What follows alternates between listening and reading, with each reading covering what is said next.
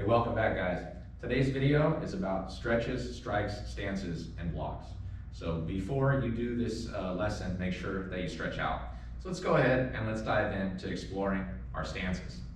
So we're going to start at attention stance. We're going to get to horse stance. Horse stance, move. You want to make sure that your hands are in proper fists and they're right here on your rib cage, nice and strong against your body. Okay.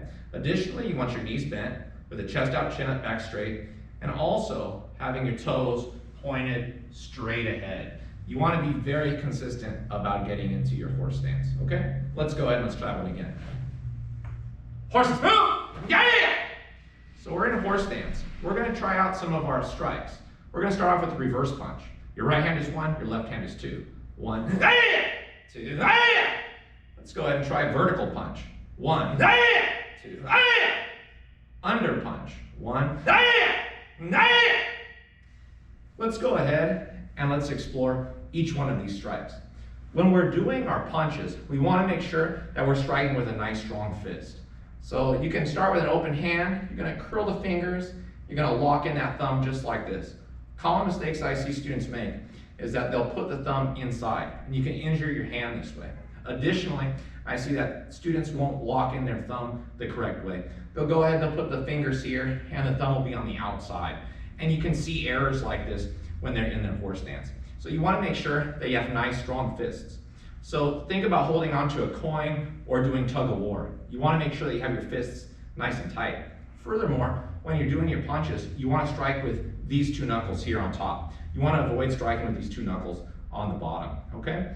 Let's go ahead and take a look in more detail, the turning of the waist on each one of these techniques.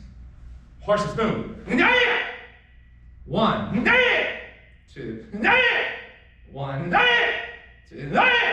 So you can see the shifting of the waist as I maintain a level posture. So make sure you guys do the same, okay?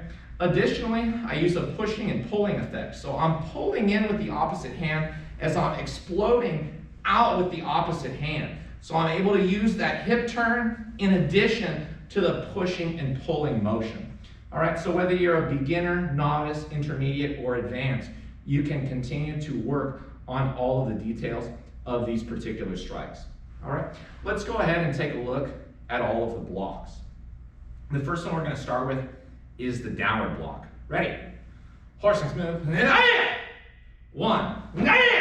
2, 1, 2, 1, 2. So your downward block uses the forearm. It's going to start here, it's going to come around and down. It's going to start here, you're going to come around and down. All right, for those of you who are more advanced, you already have that motion. You want to make sure that you come here. 1 and 2, 1 and 2, okay? Let's go ahead and let's try out our next block, which is going to be the inward block. Take a look, guys. 1, 2, The inward block basically works flexing the arm here, using your forearm, driving across. You can see that back elbow here, so you can see I'm fully committed to the turn. And 2, you can see that back elbow there. Okay, guys? So you want to make sure that you really drive a lot of force on each one of these particular blocks. That leads us to our next block, which is going to be the rising block. Looks like this, guys. Rising block protects the head and face. We're going to come here, scooping motion, 1 and 2. Let's go ahead and try it together with a lot of power. 1, 2. Common mistakes I'll see is that students won't have their hand in the correct position. They'll have it here in front of their eyes. You don't want to limit your field of view. Make sure that you have your hand above your eye line and that your wrist is facing outward, just like this. Other common mistakes I see is students will have the arm on top of their head here. Doesn't give appropriate coverage to the face. So you don't want to be leaning too high or too far forward. You want to be somewhere in the middle, which is just like this. All right? The last block we're going to be doing today is the outward block. It looks like this, guys. Scooping motion, 1 and 2. Ready? 1, 2, 1, 2, to really do a great outward block, you want to make sure you have a nice strong chamber here. The low hand is the blocking hand. The low hand is the blocking hand, all right? But if you're a beginner, you can start off with this simple motion, 1 and 2, making sure to always keep your hand nice and strong in the chamber, okay? So those are all of your basic blocks and strikes, okay? So let's go ahead and run through them very quickly, and then you can work on them at home.